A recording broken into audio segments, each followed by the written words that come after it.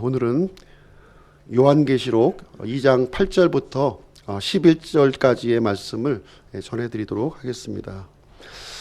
지난주에는 우리가 에베소 교회에 보낸 편지 내용을 함께 살펴보았고요. 오늘은 두 번째 교회인 서머나 교회에 보낸 이 편지 내용을 함께 살펴보는 시간을 갖도록 하겠습니다. 서머나 교회는 어떤 교회일까요? 먼저 지리적인 위치부터 말씀을 드리도록 하겠습니다. 이 서머나 교회는 지금의 터키에 있는 도시 이름이었습니다. 에베소에서 약 60km 정도 떨어진 지역에 있었고요. 현재 이름은 이즈미르라고 이름으로 불리고 있습니다.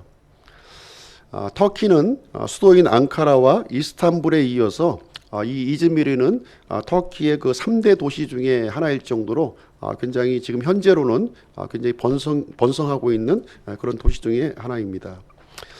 이 서머나 교회, 영어로는 수미르인데요. 당시에는 약 10만 명 정도가 거주한 것으로 추정이 되고 있습니다. 당시에도 무역과 경제와 그리고 문화의 중심 도시였었고요. 매우 부유한 도시 중에 하나였습니다. 이 과거의 이름은 이제 수미르였고요. 요즘 현대 이름으로는 이즈미르라고 불려지고 있는데 미르라고 하는 단어가 이제 공통적으로 들어가 있어요. 그래서 이 미르라고 하는 뜻은 우리말로 몰약이라고 하는 뜻을 가지고 있습니다. 그래서 우리가 이제 아기 예수님께 드려졌던 이제 선물 중에서 몰약이 있었죠. 몰약을 아마 기억이 날 것입니다. 그래서 이 몰약은 서머나 산이 굉장히 유명했다고 그래요. 서머나 산 몰약하면은 넘버원으로 알려줄 정도로 이 서머나 하면은 몰약 이렇게 알려진 였습니다. 그래서 이 몰약은 죽음을 의미하고 있는데요. 죽음을 연상시키는 거예요. 몰약은. 그래서 주로 이제 어떤 부분에 사용이 되어졌냐면 시체의 방부제 이렇게 사용이 되어졌고요. 그리고 집안에 이렇게 그 냄새를 제거하는, 요즘에 굉장히 이 바이러스가 이렇게 창궐할 때는 이런 그 몰약을 사용하는 것도 굉장히 좋은 것 같습니다. 그래서 예수님께서 죽으셨을 때에도 니고데모가 이 몰약 100근을 이제 가져왔던 기록이 성경에 기록이 되어 있습니다. 이 서머나 교회를 우리가 생각을 해보게 되면 우리가 어떤 것을 연상하게 되냐면 우리 편지 내용에도 기록이 되어 있지만 핍박과 고난 가운데서 믿음을 지켰던 그런 교회가 되겠습니다. 그래서 우리 믿음은 이렇게 어려움을 통과할 때 내가 갖고 있는 믿음이 참된 믿음인가 하는 것이 드러나는 거예요. 어려움이 닥쳤을 때 그 믿음이 이제 드러나게 됩니다. 그래서 이 서머나 교회는 굉장히 힘든 핍박과 고난을 통과했던 그런 교회였어요. 그럼에도 불구하고 서머나 교회는 부패한 이 세상에서 방부제와 같은 그런 역할을 했던 그런 소중한 교회가 되겠습니다. 이 서머나 교회에서 이 특징이 되는 내용은 어떤 게 있냐면 이제 로마 그 제국은 황제를 숭배를 이제 했는데요. 황제 숭배를 최초로 시행했던 도시가 어디냐? 바로 이 서머나 교회라는 거예요. 각 도시마다 이제 황제 숭배 그 신전들이 세워졌어요. 그런데 가장 먼저 시행했던 도시가 어디냐? 바로 이 서머나였다는 거예요. 서머나에서 이 티베리우스 신전이 제일 먼저 1차적으로 이제 지어졌고, 그리고 이제 이어서 여러 황제들의 신전이 이렇게 쭉 이제 세워지게 되었습니다. 그래서 이 서머나의 지역은 이 황제를 숭배하는 데 있어서 상당히 이 최고의 우선순위를 가졌던 그런 교회였었고요. 아마 그리스도인들이 이 서머나에서 이렇게 거주하는데 굉장히 어려움이 있었을 것을 우리는 이제 이 내용을 통해서만 가지고도 우리가 이해를 당시의 상황을 우리가 좀 이제 짐작을 해볼 수 있을 것 같습니다. 그래서 이제 이 황제 숭배 사상을 이제 법으로 강제했던 도시예요. 법으로. 그래서 황제를 숭배하지 않으면 모든 것이 이제 제약을 받는 거죠. 모든 것을 제약을 받는 그런 이제 도시였습니다. 그래서 이 황제 숭배를 거부했던 그리스도인들, 당시에 그리스도인들은 아주 어려움을 많이 당했고요. 굉장히 또 죽음까지도 이렇게 당했던 그 이제 기록이 남아 있습니다. 그래서 이 서머나 교회는 이 7교회 중에서 책망이 없었던 교회예요. 7교회 중에 2교회가 예수님으로부터 책망을 받지 않았는데, 필라델피아 교회와 이 서머나 교회 2교회가 이제 책망이 없이 칭찬만 받았던 그런 교회가 되겠습니다. 죽음에 대해서 좀 생각을 해보겠는데요. 사람들은 이제 다양한 방식으로 죽음을 이제 맞이하게 됩니다. 본인이 원하든 원치 않든 이제 다양한 방식으로 죽게 되는데, 어떤 사람은 이제 사고사로 이제 죽게 되는 경우도 있고요. 또 어떤 사람은 질병으로 또 죽게 되는 경우도 있고, 또 어떤 사람은 이렇게 자신이 주어진 그 수명을 다 이렇게 마치고 자연사하시는 분도 있고요. 때로는 자살하는 경우도 있지요. 인위적으로 자기 생명을 이렇게 또 없애는 이런 일도 있습니다. 어쨌든 공통적인 현상은 우리가 죽음을 맞이한다고 하는 사실입니다. 저도 이제 죽음을 좀 경험을 해봤는데요. 얼마 전에 며칠 전에 경험을 해봤는데, 이제 그 요로결석이 제가 이제 한 7년 전, 8년 전쯤인가 이제 요로결석을 이제 경험했는데, 그때는 몰랐어요. 이게 요로결석인지. 그래서 이제 그 119에 이제 실려가서 이제 그 요로결석인 것을 이제 알게 되었는데, 그 현상이 이제 요번 금요일 날 새벽에 1시쯤에 이제 그 일어난 거예요. 갑자기 잠을 자는데 이게 왼쪽 그 옆구리가 통증이 뻑뻑한 느낌이 이제 들었고요. 그래서 이제 일어나서 이제 왜 그러지? 소화가 안 되나 하고서 이제 한참 있었는데, 굉장히 막 옆구리 통증이 아주 그냥 심하게 이제 막 그 몰려왔고, 도저히 견딜 수가 없는 거예요. 그래서 순간적으로 이제 예전에 그 기억이 나가지고, 이게 지금 요로결석이 지금 또 문제가 되고 있구나 하는 것을 그때 이제 느끼게 됐고, 그래서 또 그래도 이제 다들 잠을 자는 시간이었기 때문에 좀 이제 깨울 수는 없고, 그래서 좀 잠깐 지나면 통증이 좀 가라앉겠지 이런 생각을 가지고서 좀 참았어요. 제가 참아가지고, 그래도 새벽 1시니까 지금 이제 그 굉장히 좀 어려워지잖아요, 상황이. 그래서 좀 참아야 되겠다 하는 마음을 가지고 한 그 3시까지는 좀 참아봤어요. 제가 이리 누워보고 저리 누워보고 앞으로 누워보고 뒤로 제껴서 누워봐도 도저히 막 마치 그냥 이 생사를 그냥 막 후벼 파는 듯한 이 통증이 있고, 도대체 이 고통이 견딜 수가 없는 거예요. 그래서 그냥 이러다가 그냥 주님이 데려가시는 거 아닌가 하는 생각도 하면서 기도도 하고 막 했지만 도저히 견딜 수가 없어요. 그래서 이거 안 되겠다, 이제 빨리 좀 이거는 좀 응급으로 처리해야 될 사안 같다 해서 지금 이제 그 한림대병원 동탄에 있는, 거기가 뭐 이제 병상 여유가 좀 있다고 그러더라고요. 그래서 거기 가서 이제 이제 응급으로 또 해서 지금 이제 그날 이제 새벽에 이제 처리를 받고, 또 그날 또 금요일 날 또 이제 그 초음파로 또 이렇게 깨는 게 있어요. 지난번에는 3mm 정도가 되어가지고 이렇게 자동으로 배출이 되었는데, 요번에는 이제 6mm가 돼가지고 좀 큰 거예요. 이제 자동 배출이 안 되는 거여서 초음파로 이렇게 깨서, 초음파 깨는 것도 아주 굉장히 기분 나쁜 통증이에요. 그래서 그거를 또 한 40분, 50분 이렇게 또 이제 진행하고 이제 있는 상태인데, 아마 2주간 또 경과를 보고 지금 이제 약으로 지금 이제 진행을 하고 있는데, 굉장히 아주 이제 그런 심정을 이제 느끼게 되었습니다. 그래서 이 서머나 교회에 대한 이 내용을 준비하면서 주님께서 또 이런 경험을 또 해 주시는구나 하는 생각을 제 나름대로 이제 가져보는 그런 시간이 되었습니다.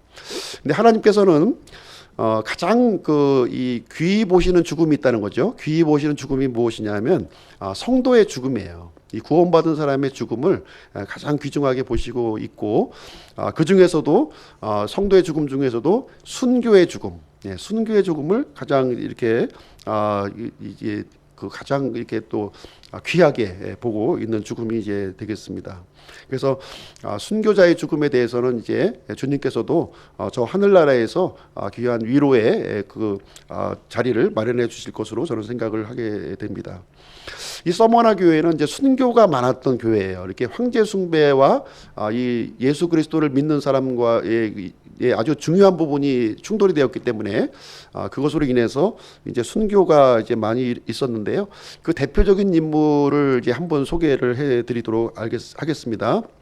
우리가 이제 잘 알고 있는 그 인물이에요. 폴리갑이라고 하는 사람입니다. 폴리갑.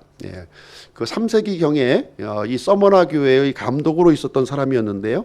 사도 요한의 제자였어요. 사도 요한의 제자였던 사람이었는데 이제 이 황제 숭배를 이제 거부했던 거죠. 그러니까 당시에 그 서머나 총독이 이 폴리갑을 이제 불렀던 거예요. 폴리갑 감독을 이제 불러서 이렇게 이제 신문을 하는 그런 내용이 이제 교회사에 기록이 되어 있습니다. 당시에 이 폴리갑은 그래도 존경받는 인물이었고요. 나이가 86세나 되었기 때문에 가능하면 이 그 서머나 총독도 예우를 좀 갖춰주려고 이렇게 생각을 했어요. 그래서 지금 이제 예수 그리스도를 부인하면 살려주겠다. 이제 이런 그 제안을 하게 되었습니다. 그랬을 때 이 폴리갑은 어떻게 답변을 했냐면 제가 한번 말씀드리겠습니다. 난 나의 주님을 80하고도 6년을 섬겼습니다. 이제 와서 내가 어찌 그 주님을 부인하리까 이렇게 답변을 했다고 합니다. 끝까지 황제 숭배를 거부했고요. 예수 그리스도를 나의 주요, 나의 하나님이라고 고백을 했습니다. 그래서 총독은 이제 이 폴리갑에게 이 사용하는 방법을 이제 두 가지 중에 하나를 이제 선택하라고 이렇게 제안을 했습니다. 하나는 무엇이냐면 굶주린 짐승의 밥이 되는 거였고요. 또 하나는 화형을 이제 당하는 방법이었습니다. 그래서 폴리갑은 둘 중에 어떤 것을 선택했냐면 짐승의 밥이 된다면 너무 쉽게 내가 죽는다는 거예요. 그래서 좀 더 고통스러운 죽음으로 내가 죽어야 되겠다 해서 화형으로 이제 죽는 그런 결정을 이제 하게 됩니다. 그래서 총독은 나무를 쌓고 이제 이 폴리갑에게 화형을 이제 집행하게 되는데요. 그때 이제 바람이 불어가지고 이제 이 화염이 폴리갑을 공격하지 못하고 주변으로 이렇게 퍼지는 현상이 일어났습니다. 그래서 이제 창으로 이제 찔러서 폴리갑을 죽이고 이제 화형을 당하게 되는 그런 일이 이제 일어나게 되었습니다. 그래서 이 폴리갑은 이 서머나 교회의 감독으로서 자신의 믿음을 지키기 위해서 이 자신의 이 목숨을 기꺼이 내놓았다는 거예요. 그래서 폴리갑의 이 순교의 뒤를 이어서 수많은 순교자들이 이제 서머나 교회에서 뒤를 이었던 것으로 이제 기록이 되어 있습니다. 오늘 이제 이 그 서머나 교회에 보낸 편지 이 내용을 이제 그 우리가 죽기까지 신실했던 서머나 교회라는 이 제목으로 오늘 본문의 말씀을 전해드리도록 하겠습니다. 이 서머나 교회는요, 다른 교회와 조금 구별이 된 교회였는데요, 책망이 없는 교회였고요. 이 편지 내용이 굉장히 짧아요. 다른 그 7교회에 비교해서 굉장히 짧은 내용으로 구성이 되어 있습니다. 할 말이 없으신 거죠. 주님께서도 이 서머나 교회에 목숨 걸고 이렇게 지키는 이 서머나 교회의 이 성도의 믿음을 보았을 때 더 이상 이 기록할 말씀이 이제 많지 않았던 것을 우리는 보게 됩니다. 자, 그러면 이제 예수님께서 이 서머나 교회에 어떤 모습으로 나타나셨는가 하는 것을 우리가 보도록 하겠습니다. 8절에 이제 기록이 되어 있는데요. 8절 내용을 한번 보겠습니다. 8절 서머나에 있는 교회의 천사에게 쓰라. 처음이요 마지막인 이 곧 전에 죽었다가 지금 살아있는 이가 이것들을 말하노라. 그래서 예수님께서 두 가지 모습으로 지금 이제 자신의 모습을 이제 그 소개를 하고 있는 거예요. 처음이요 마지막인 이, 그 다음에 전에 죽었다가 지금 살아있는 이, 이렇게 표현을 해주고 있습니다. 당시 그 로마의 황제의 권위는 상상을 초월할 정도였죠. 그러나 예수님은 어떤 모습으로 나타났냐면 그 로마 황제를 압도하는 모습으로 나타나신 거예요. 로마 황제를 압도하는 모습. 이 로마 황제는 이 로마 제국을 통치했지만 제한된 시간 동안 그 통치권을 발휘했던 거예요. 그러나 예수님은 이 영원토록 자신의 권위를 이게 통치하시는 분으로 나타났고요. 비록 이 물리적인 통치권으로 이 성도들을 죽일지라도 다시 살아나는 이 부활의 모습으로 예수님은 나타났다고 하는 것을 볼 수가 있습니다. 그래서 처음이요 마지막이 되시는 분이라는 거예요. 이것은 무슨 얘기냐면 우리가 이제 이 종이를 보시게 되면 이 처음과 마지막을 이제 붙여놓으면 이렇게 딱 붙여놓게 되면 이제 영원하다는 뜻이 되는 거죠. 예수님은 영원하다는 뜻을 이제 우리에게 알려주고 있습니다. 그리고 전에 죽었다가 지금 살아나신 이라고 하는 것은 십자가에서 죽으셨다가 죽은 자 가운데서 부활하신 분이라는 사실을 여기서 알려주고 있는 내용이 되겠습니다. 비록 지금 물리적인 죽음을 당할 수는 있을 겁니다. 로마 황제가 자신의 이 권위를 가지고 성도들을 죽일 수 있을 것입니다. 그러나 예수님은 육체뿐만 아니라 영혼까지 멸망하시는 전능하신 하나님이라고 하는 사실을 이 서머나 교회에 지금 이제 보여주고 있는 내용이 되겠습니다. 그래서 서머나 교회 성도들은 예수님의 이 모습을 보고서 소망을 가졌던 것이죠. 소망을 가졌고요. 그리고 죽음으로 끝난 것이 아니라고 하는 사실을 알게 되었고, 그리고 이 서머나 교회 성도들은 이 짐승의 밥이 원형 경기장에서 원형 극장에서 짐승의 밥이 될지라도 기쁜 마음으로 찬송을 부르면서 이 죽음을 맞이했던 모습을 우리는 이제 교회사를 통해서 우리는 살펴볼 수가 있습니다. 사도 바울은 또 이제 자신의 믿음을 어떻게 표현하고 있냐면요. 빌립보서 1장 21절에서 이제 이렇게 표현을 하고 있습니다.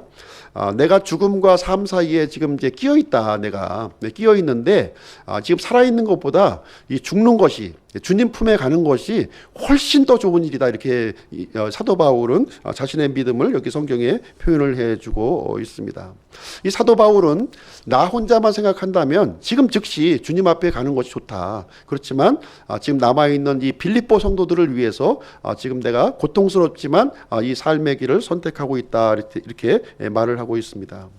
이 죽음이라고 하는 것은 사실 이제 우리 사람에게 가장 무서운 적이 아닐 수가 없습니다. 죽음은 두렵죠. 사실 죽음이 아마 두렵지 않은 사람은 단 한 사람도 없을 것입니다.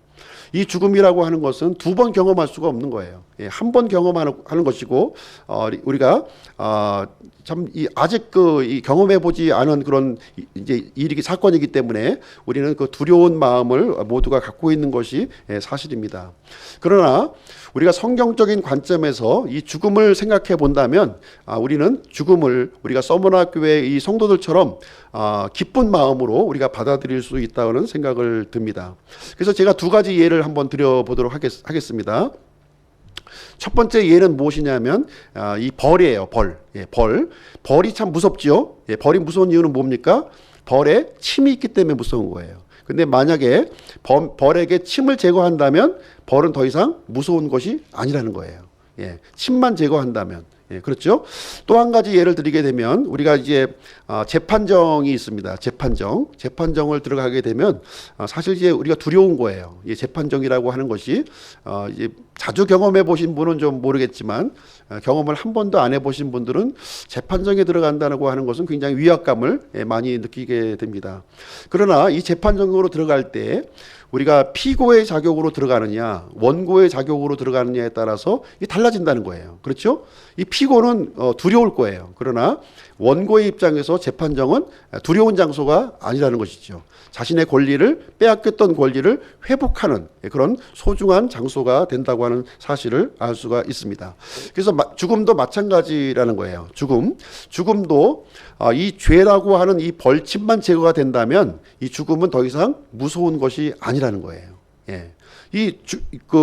우리가 원고의 자격으로 이 죽음의 문을 통과하는 것이라면 이 죽음 이후에 우리에게 펼쳐질 이 세상은 더 이상 우리에게 두려운 것이 아니라 더 화려하고 영광스러운 빛이 기다리고 있다고 하는 사실을 우리는 이제 알 수 있다고 하는 사실입니다.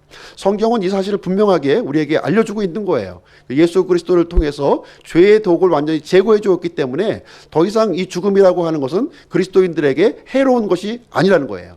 이 죽음이라고 하는 것은 재판정으로 다는 이 문이라는 거예요. 문인데 우리는 이 죽음을 통과할 때 그리스도인들은 어떻게 통과합니까? 원고의 자격입니까? 피고의 자격입니까? 우리는 원고의 자격으로 들어가는 거예요. 그렇기 때문에 우리에게 빼앗겼던 모든 권리를 회복하는 그 관문이 죽음이라는 것입니다. 그래서 우리가 이 건강한 상태에서 죽음을 생각한다는 것이 좀 이제 우울하고 좀 그런 마음이 들겠지만, 우리가 죽음이 나의 앞에 진짜 눈앞에 닥쳤을 때 그 죽음을 임하는 그 자세에서 이 성경적인 관점을 분명하게 붙든다면 우리는 기쁜 마음으로 그 죽음을 맞이할 수 있으리라고 저는 생각을 하게 됩니다. 이 서머나 교회에는요 늘상 이 죽음의 그림자가 이렇게 드리워지고 있었어요. 예, 그렇죠? 그러나 예수님은 이 서머나 교회 성도들을 향해서 지금 이제 어떤 모습입니까? 영원한 생명을 가지신 분, 그리고 부활의 생명을 가지신 분으로 지금 이제 나타나 계신 것이고요. 다시 살아나는, 비록 죽는다 할지라도 다시 살아나는 그 생명의 주로 지금 예수님은 나타나 있는 그 모습을 통해서 서머나 교회 성도들을 위로하고 있구나 하는 말씀을 이제 이 성경 내용을 통해서 우리가 살펴볼 수가 있게 됩니다. 이런 서머나 교회를 향해서 지금 이제 예수님은 칭찬을 하고 있습니다. 칭찬하고 있는데 그 내용이 9절 말씀에 기록이 되어 있습니다. 9절.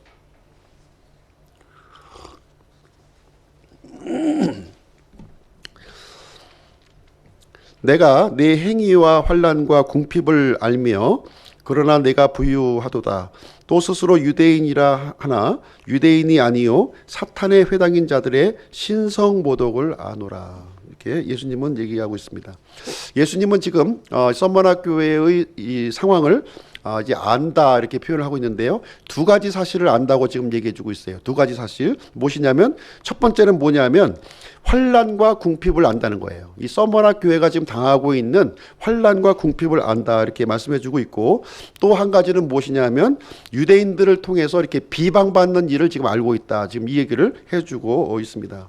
사실 이 서머나 교회가 당했던 이 핍박과 이 비방은 예수님께서 이미 받으셨어요. 공생의 사역 기간 동안에 이 핍박과 비방을 이미 받았음을 우리는 알 수가 있습니다. 그래서 예수님께서는 자신의 공생의 사역을 어떻게 얘기하고 있냐면, 공중의 새도 보금자리가 있고 여우도 굴이 있지만 이 사람의 아들은 머리 둘 곳이 없다 이렇게 말씀을 하셨습니다. 그래서 예수님은 공생의 사역 기간 동안에 이 소유를 하지 아니하셨고요. 단지 본인이 걸치고 있는 옷이 전부였어요. 전부였습니다. 그리고 예수님은 십자가에 죽으시면서 자신의 동족인 유대인들로부터 온갖 비방과 욕설을 받으셨습니다. 수염이 뜯겼고요, 침을 뱉었고 뺨을 후려 갈겼고요, 머리에는 가시 면류관을 씌우고 조롱을 했습니다. 결국 십자가에서 살해당하는 그런 고난을 이제 당하셨습니다. 이 예수님께서 받으셨던 이 고난, 이 핍박, 그리고 이 비방을 서머나 교회는 그 모습 그대로 지금 이제 받고 있는 모습을 이제 보여주고 있습니다. 사실 이제 서머나 교회를 이렇게 핍박한 것은 예수님을 핍박한 것이었어요. 그리고 이 서머나 교회를 비방한 것은 바로 예수님을 비방한 일이었음을 우리는 이제 알게 되는 것입니다. 서머나 교회는요, 이런 엄청난 핍박과 이런 고난에도 굴복하지 아니했고요, 이 타협하지 않는 그런 믿음을 가지고 있었음을 여기서 말해주고 있습니다. 복음을 지켰고, 그 다음에 그 믿음을 굳건하게 이렇게 지켰는, 목숨 걸고 지켰던 서머나 교회 성도의 모습을 우리는 보게 됩니다. 당시 서머나 교회가 겪었던 어려움은 굉장히 많았을 거예요. 내가 예수 그리스도를 믿었을 때, 예수 그리스도를 주라고 이렇게 고백했을 때, 이 학생들은 학교에 가지 못했을 것이고요. 그리고 이 사업하는 분들은 사업을 하지 못했을 거예요. 그리고 직장에 나가지도 못하는 그런 불이익을 겪었을 것으로 생각이 되어집니다. 그리고 그리스도인이라고 이제 고발이 되어지면 감옥에 들어가서 고문을 당하게 되고, 결국 끝까지 거절하게 되면 이제 그 짐승의 밥이 되는 그러한 그 엄청난 일을 당했다고 보게 됩니다. 그러나 서머나 교회 성도들은요, 예수님을 유일한 왕으로 이렇게 섬겼다. 지금 이렇게 성경은 우리에게 가르쳐 주고 있습니다.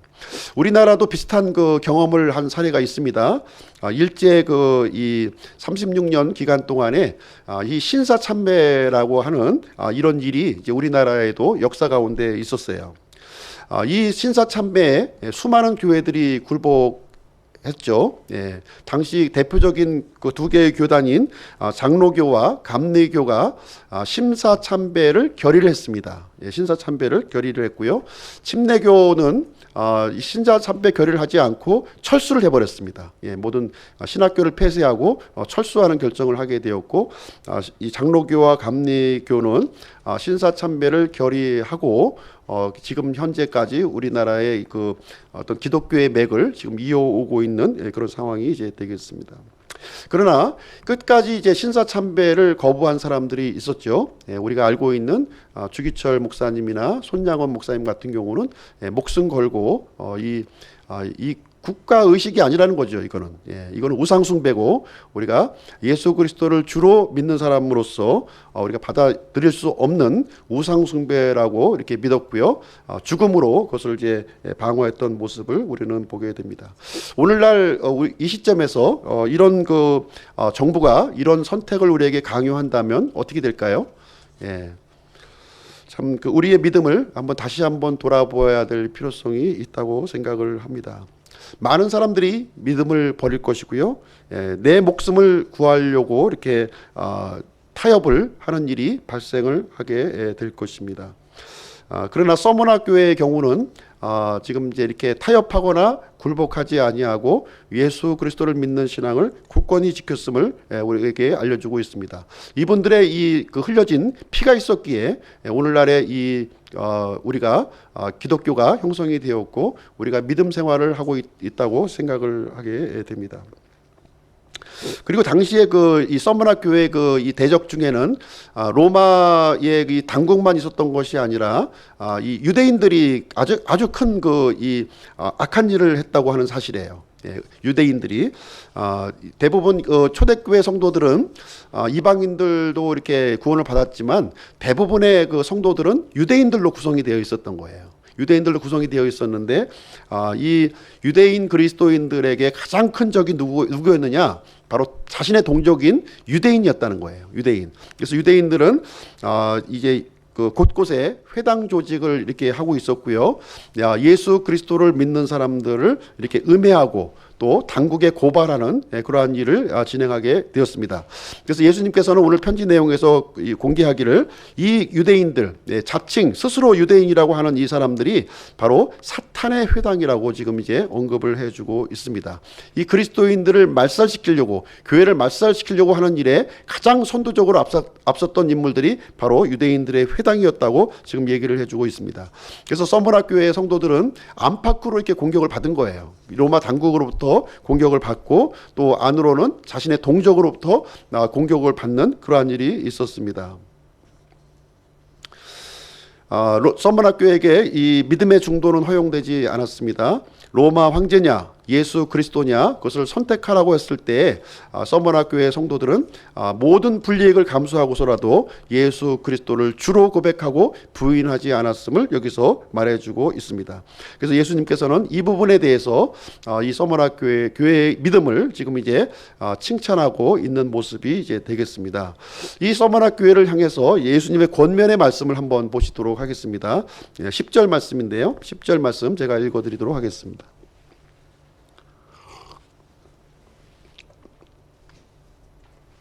10절 내용을 좀 자세하게 좀 말씀을 드리도록 하겠습니다. 10절 내가 장차 당할 그것들 중에 어떤 것도 두려워하지 말라. 보라 마귀가 너희 중에서 몇 사람을 감옥에 던져 넣어 너희를 시험하리니 너희가 열흘 동안 환난을 당하리라. 너는 죽기까지 신실하라. 그리하면 내가 생명의 관을 내게 주리라. 이렇게 말씀해주고 있습니다. 첫 번째로 우리가 생각해 볼 것은 무엇이냐면 어떤 것도 두려워하지 말라 이렇게 우리 예수님께서 얘기를 해주고 있습니다. 우리가 두려움의 출처를 알 필요가 있는데요. 이 두려움이라고 하는 것은 하나님께서 주시는 것이 아니라는 거예요. 이 두려움의 출처는 마귀로부터 비롯되었다고 하는 사실을 우리가 분명하게 알 필요가 있습니다. 더더욱더 앞으로 발생하지 않을 미래 일에 대해서는 더더욱 그러한 거예요. 이 마귀는 우리 그리스도인들을 이 두려움으로 이렇게 몰아넣으려고 한다는 거예요. 이 두려움의 출처를 우리가 알 필요가 있어요. 내 마음속에 두려움이 오고 있다면 이것은 하나님으로부터 온 것이냐 아니면 마귀로부터 온 것이냐 하는 것을 우리는 생각을 해봐야 된다는 거예요. 이 두려움은요, 이 마귀로부터 왔다고 분명하게 여기에서 알려주고 있는 거예요. 어떤 사람이 냉동 창고에 일을 하다가 갇혔어요. 이 안에서는 열 수가 없는 거죠. 밖에서는 열 수가 있는데 이게 닫혀버리게 되면 안에서 열 수가 없는 거예요. 그래서 이 사람은 아주 걱정이 많이 된 거예요. 지금 냉동창고에 내가 갇혔기 때문에 내가 조금만 지나가게 되면 내가 이제 얼어붙어서 내가 죽을 것이라고 이런 생각을 하고 두려운 마음을 가졌어요. 막 두들겼는데도 밖에서는 인기척도 없고 이제 자신을 구해줄 사람이 없었던 거예요. 그래서 꼼짝없이 죽겠구나, 이렇게 두려운 마음을 가지고 이렇게 몸이 서서히 굳어져서 이렇게 굳어지기 시작하게 되었습니다. 그래서 그 다음 날 이제 그 직원이 이제 창고 문을 딱 열어보니까 그 사람이 이제 죽어 있는 상태로 이제 발견이 된 것입니다. 그런데 문제는 뭐냐면 이 냉동 창고가 가동되지 않았다는 거예요.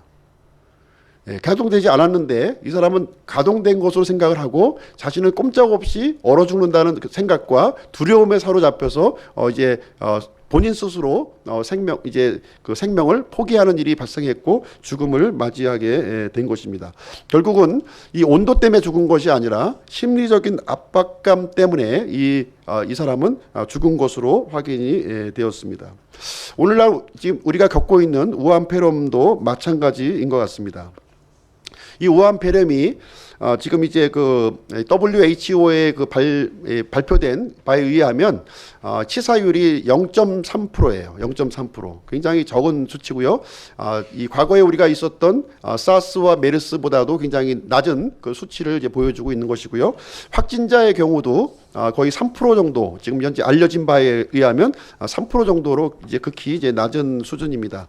그럼에도 불구하고 지금 이제 이 중국에서 이 발생된 미리 이렇게 방역하지 못한 그런 후유증으로 인해 심각함이 우리에게 전달되고 있는 상황이 되겠습니다. 그래서 우한 폐렴 자체보다도 우리가 그 두려움, 그 어떤 언론이라든가 주변에서 일어나오는 이런 그 소문 때문에 그 두려움으로 인해서 더 큰 고통을 우리가 받는 것으로 생각이 됩니다. 그래서 이것을 우리가 효과적으로 이기기 위해서는 이 접촉 빈도를 최대한 줄이고 우리가 위생 관리에 더 적극적으로 대응하면 우리가 이길 수 있다고 생각을 합니다. 물론 최악의 상황이 올 수도 있겠죠.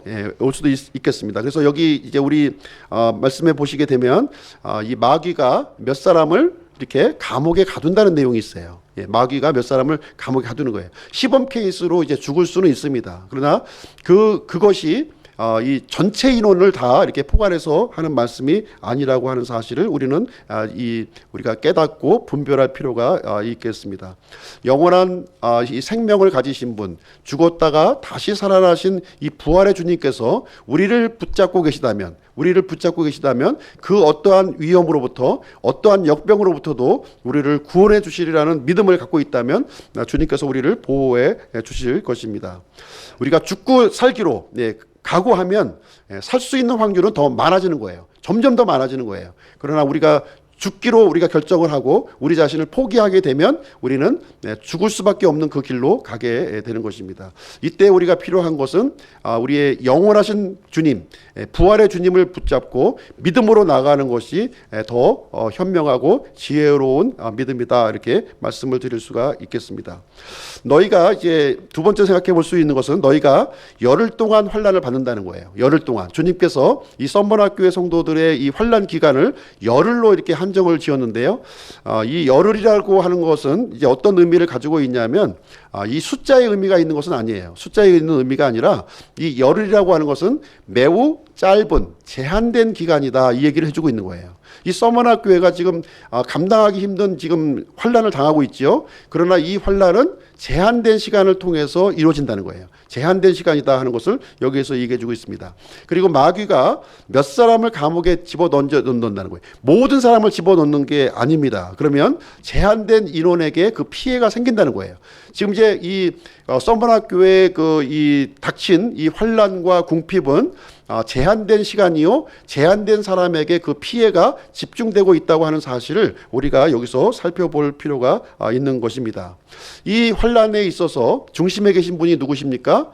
예수님이 계시다는 거예요. 예수님이 감독관으로 지금 우리와 함께 계시는 거예요. 그래서 예수님께서는 견딜 만한 사람은 남겨놓으시고, 그리고 견디기 좀 어려운 사람들은 데려가시는 거예요. 데려가시는 겁니다. 그런데 남아있는 것이 좋습니까? 아니면 데려감을 당하는 게 좋습니까?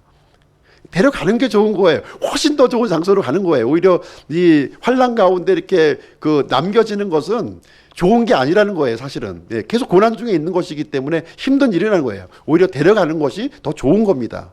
그럼에도 불구하고 우리 주님께서는 감독관이 되어 주셔서 제한된 시간 동안에 제한된 사람만 피해를 볼 수 있도록 해준다는 거예요. 대부분의 사람들은 안전하다는 얘기를 지금 이제 우리에게 해주시는 말씀이 되겠습니다. 그 다음에 또 한 가지는 무엇이냐면, 이제 이 서머나 교회를 향해서 예수님께서 하시는 말씀을 한번 보시게 되면, 너는 죽기까지 신실하라, 이렇게 말씀해 주고 있는 거예요. 죽기까지 신실하라. 지금 그 서머나 교회가 당하는 환란이 굉장히 어려운 거예요, 지금. 막 짐승의 밥이 되고, 막 고문을 받고, 이렇게 막 엄청난 이 국가적인 공권력을 가지고 압박을 가하는 상황이에요. 그런 상황인데 예수님은 지금 뭐라고 얘기합니까? 이 성도들을 향해서 너는 죽기까지 신실하라는 거예요. 좀 가혹하다는 생각 들지 않습니까? 힘들어 죽겠고 지금 막 피가 터져 나가는데 죽기까지 신실하라, 이렇게 하시는 그 예수님의 말씀이 좀 이제 좀 가혹하게 들리기도 합니다. 그래서 조금만 참으면 내가 너 도와줄게, 좋은 날이 올 거야, 이렇게 말씀하시는 것이 아니라 죽기까지 신실하라, 이렇게 말씀을 해주고 있습니다. 우리가 성도들이 고난을 당할 때, 이 핍박을 당할 때 여러 부류의 사람들이 이제 나타납니다. 어떤 사람은 이제 도망하는 사람이 있을 수 있고요. 어떤 사람은 믿음을 부인하는 사람이 있고, 어떤 사람은 믿음을 타협하는 사람도 있고, 어떤 사람은 이 서머나 교회 성도처럼 죽음으로 자신의 믿음을 지키는 사람들이 있을 것입니다. 이때 이제 예수님께서 고난당하는 성도들을 향해서 하시는 말씀이 무엇이냐? 죽기까지 신실하라는 거예요. 죽기까지 신실하라. 그러면 이 신실이라고 하는 단어를 한번 보겠습니다. 이 신실, 영어로 faithful인데요. 믿음이 충만한 뜻을 가지고 있는데, 이 그리스어로는 이 신실이라고 하는 단어가 피스토스로 되어 있습니다. 피스토스. 이 피스토스는 우리가 이제 잘 알고 있는 단어죠. 우리가 이제 피스톤이라는 단어를 아실 거예요. 피스톤.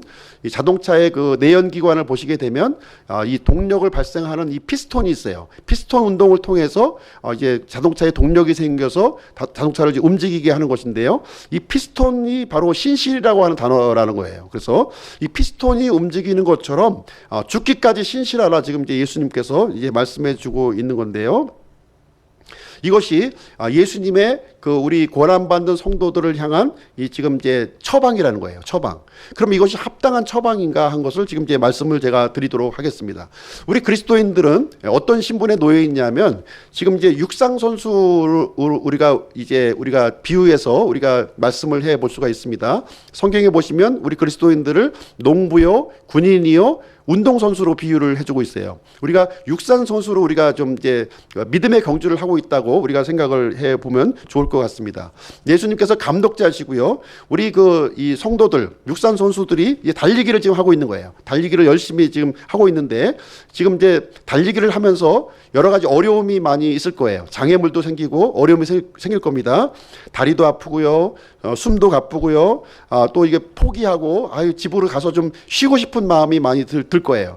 그때 이 선수를 향해서 이 감독은 어떤 말이 가장 좋은 처방일까요? 이 선수들을 향해서 할 수 있는 이 감독의 처방, 가장 좋은 처방이 뭘까요?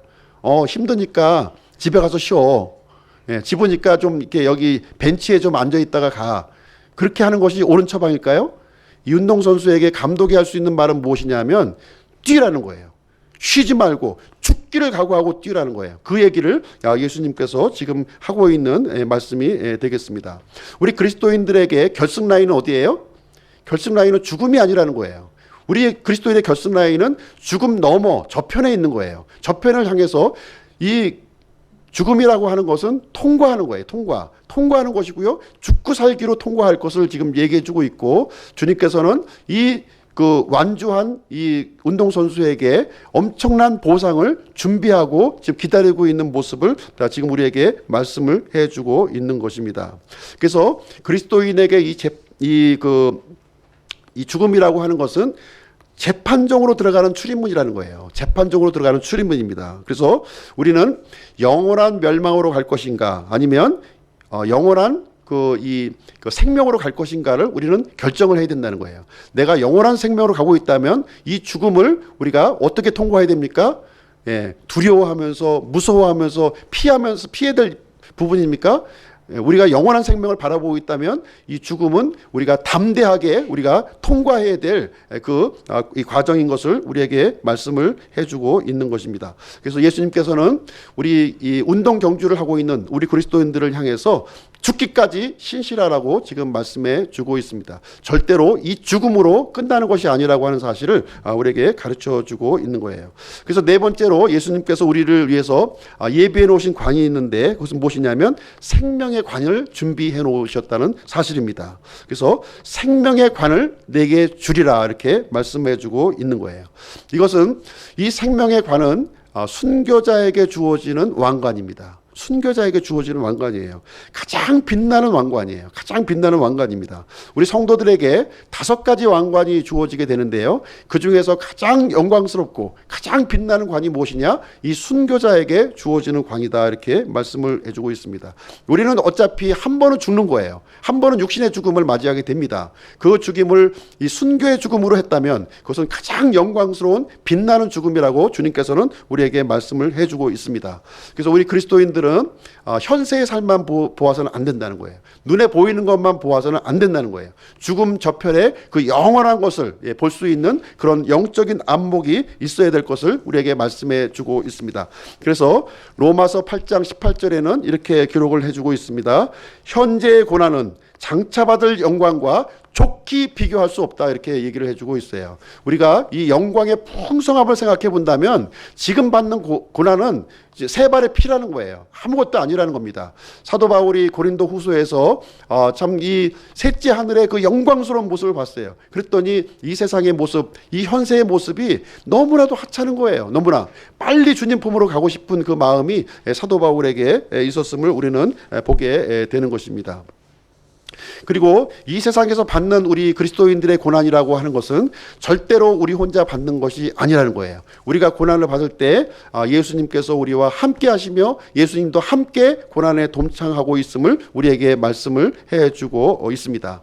그래서 우리가 주님과 함께 고난을 받았다면 우리가 장차 나중에 주님과 함께 그 상속재산을 같이 함께 누리게 될 것을 우리에게 말씀을 해주고 있는 거예요. 특별히 순교자에게는 이 생명의 관이 우리에게 예비되어 있다고 주님께서는 지금 이 서문학교의 성도들을 향해서, 죽음을 앞둔 서문학교의 성도들을 향해서 지금 격려하고 위로하고 있는 말씀이 되겠습니다. 마지막으로 이제 우리가 살펴볼 것은 무엇이냐면 11절에서 이기는 자에게 주어지는 축복에 대해서 잠깐 말씀을 드리도록 하겠습니다. 11절 말씀인데요. 11절 한번 보겠습니다. 귀 있는 자는 성령께서 교회들에 말씀하시는 것을 들을지어다. 이기는 자는 둘째 사망에게 회를 입지 아니하리라. 그래서 귀 있는 자는 성령께서 교회들에 말씀하시는 것을 들을지어다. 계속 반복되는 이 구절입니다. 그래서 이것은 단지 소리만 듣는 것이 아니라고 말씀드렸어요. 이 예수님께서 하시는 그 말씀의 뜻을 우리가 이제 들어야 된다는 것을 말씀해주고 있고요. 이기는 자에게 둘째 사망에게 해를 입지 않는다 이렇게 우리에게 얘기를 해주고 있습니다. 지난 시간에 이기는 자에 대한 그 신분에 대해서 제가 말씀을 드렸는데요. 예수 그리스도의 믿음을 소유한 사람이에요. 믿는 사람이 바로 이제 이기는 자라고 말씀을 해주셨습니다. 이제 믿는 사람들은 둘째 사망의 해를 입지 않는다. 지금 예수님께서 말씀해 주고 있는데요. 이 내용은 무슨 얘기냐면 한 번 태어난 사람은 두 번 죽는 거예요. 그렇죠? 예, 한 번 태어난 사람은 두 번 죽습니다. 그러나 두 번 태어난 사람은 한 번만 죽는 거예요. 예, 첫째 사망은 무엇이냐면 우리 육체의 죽음을 가리켜서 말해주는 것이고요. 둘째 죽음은 영원한 죽음을 얘기해 주고 있는 거예요. 예, 프로수에 들어가는 영원한 죽음. 그러니까 이기는 자, 믿는 자에게는 어떤 약속이 주어지냐면 이 첫째 사망은 우리가 받게 된다는 거예요. 우리가 육체의 죽음을 맞이하게 되지만 둘째 사망, 영원한 죽음, 하나님과 영원히 분리되는 그 죽음에는 우리가 참여하지 않는다. 그 해가 우리에겐 없다. 이렇게 우리에게 말씀을 해주고 있는 거예요.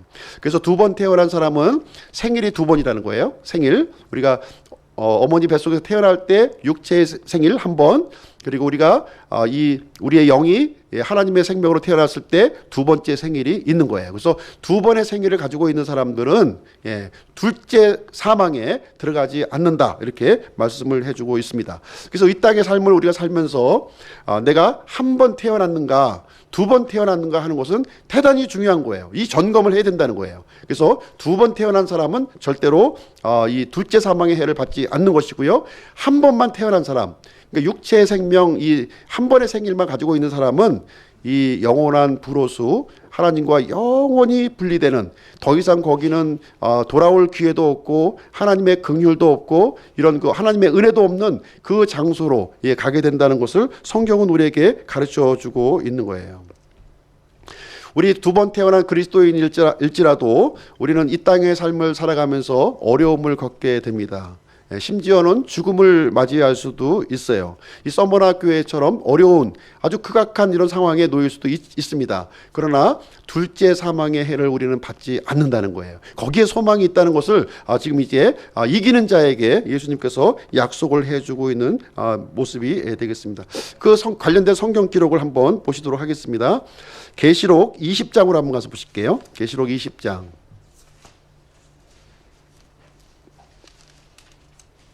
계시록 20장 11절 12절 말씀입니다. 11절 12절.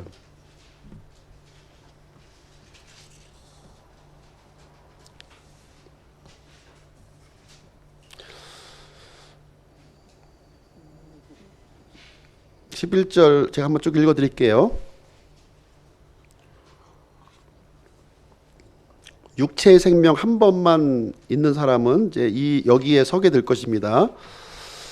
11절. 또 내가 크고 흰 왕자와 그 위에 앉으신 분을 보니 땅과 하늘이 그분의 얼굴을 피하여 물러가고 그것들의 자리가 보이지 아니하더라.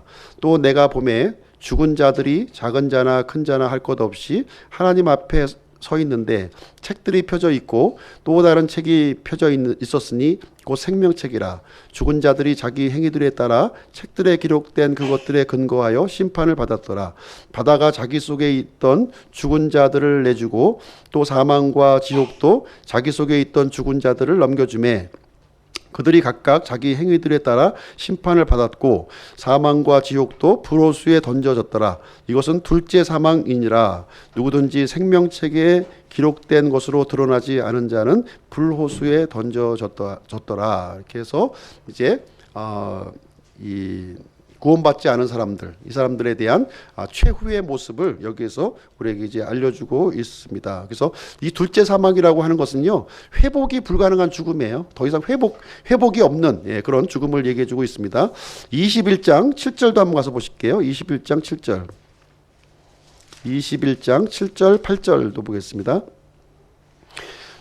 읽어드리겠습니다. 7절 8절. 이기는 자는 모든 것을 상속받으리니 나는 그의 하나님이 되고 그는 나의 아들이 되리라. 그러나 두려워하는 자들과 믿지 않는 자들과 가증한 자들과 살인자들과 음행을 일삼는 자들과 마법사들과 우상 숭배자들과 모든 거짓말쟁이들은 불과 유황으로 타는 호수에서 자기 몫을 받으리니 이것은 둘째 사망이니라. 그래서 이기는 자는 이제 하나님이 우리의 하나님이 되고 우리는 하나님의 아들이 된다. 이것을 얘기해주고 있고요. 그러나 이 두려워하는 자들, 믿지 아니하는 자들, 이런 사람들은 이제 불과 유황으로 타는 호수에서 자기 몫을 받게 되는데 둘째 사망이라고 여기서 얘기를 해주고 있습니다. 이기는 자, 우리 이제 예수 그리스도를 이제 믿는 자에게는 이제 상속자의 지위를 이제 부여해 준다는 것을 여기서 가르쳐 주고 있는 내용이 되겠습니다. 그래서 서머나 교회 편지 내용 살펴보았는데요. 이제 짧은 내용이지만 이 고통과 이 핍박을 받고 있는 이 서머나 교회를 향해서 주님께서는 한없는 위로의 말씀을 또 아주 위로하는 모습으로 나타나셨고요. 그 내용도 굉장히 은혜의 말씀으로 이렇게 가득히 차여 있는 모습을 우리는 보게 됩니다. 결론을 말씀드리도록 하겠습니다. 이 순교자의 피가 사실 이제 오늘날 우리가 편안하게 이렇게 믿을 수 있는 이런 이 풍토를 우리에게 마련이 된 거예요. 저절로 이루어진 것이 아닙니다. 핏값을 통해서 우리가 이 엄청난 이 혜택을 우리가 누리고 있는 것입니다. 이 죽기까지 신실하라고 했던 이 주님의 말씀을 이렇게 순종했던, 몸으로 순종했던 교회가 어디냐? 바로 서머나 교회라고 지금 예수님께서 우리에게 말씀해주고 있는 거예요. 이 서머나 교회 성도들은요, 로마 황제를 택하지 아니하고 예수 그리스도를 선택했다는 거예요. 이게 중요한 부분이 되겠습니다. 그리고 이 서머나 교회 성도들은 현세의 복, 현세에 누릴 복보다는 영원한 복을 사모했음을 여기서 말씀을 해주고 있습니다. 제가 서머나 교회의 이 모습을 볼 때 저의 모습이 너무나도 부끄러웠던 거예요. 저의 모습이 참 너무나도 부끄럽다. 저는 너무나도 지금까지 살아오면서 너무나도 많이 타협했던 저 자신의 모습을 보았고요. 또 이 영원한 것을 또 우리가 얘기하면서도 사실 눈에 보이는 것에 너무 집착하고 있는 나 자신의 모습을 보게 되었습니다. 순간순간 이 예수 그리스도를 선택하기보다는 세상을 선택했던 나의 모습을 바라보고 회개하는 시간을 제가 갖게 되었습니다. 앞으로 이 세상은요, 점점 더 이렇게 힘들게 될 겁니다. 점점 더 우리 믿는 사람들을 강하게 압박하는 그런 시대가 다가올 것으로 보여집니다. 이제 눈에 보이는 것을 보여주면서 이 보이는 것이 믿는 것이다 이렇게 주장을 할 거예요. 그러나 우리 그리스도인들은 보는 것이 믿는 것이 아니라는 거예요. 거기에 대해서는 단호하게 거부해야 된다는 겁니다. 우리는 믿는 것이 보는 거예요. 믿는 것. 하나님의 말씀을 믿는 것이 바로 보는 것이다. 이것을 우리는 주장해야 될 줄로 생각을 합니다. 그래서 우리는 예수 그리스도가 없는 부와 성공을 추구할 것인가, 아니면 예수 그리스도와 함께하는 이 궁핍을 선택할 것인가, 이 부분이 항상 우리에게 선택의 기로에 놓여 있게 됩니다. 매 순간 아마 이 정도의 차이는 있겠지만 이러한 선택을 우리가 요구를 받게 될 거예요. 그때 우리는 어떤 선택을 해야 되겠습니까? 이 서머나 교회와 같은 이런 그 선택을, 우리가 믿음의 선택을 해야 될 줄로 생각을 합니다. 성경은 이 서머나 교회를 향해서 어떻게 표현을 해주고 있냐면요, 이 궁핍하지만 부유한 자라고 지금 얘기해주고 있는 거예요. 진정으로 부유한 자라는 거예요. 진정으로 지금 헐벗고 굶주리고 참 온갖 그 고문으로 지금 피투성이가 되어 있지만 실질적으로 주님이 보실 때, 주님의 안목으로 보실 때에는 이 서머나 교회 성도들은 실로 부유한 자라고 지금 이렇게 말씀을 해주고 격려하시는 모습을 우리는 보게 됩니다.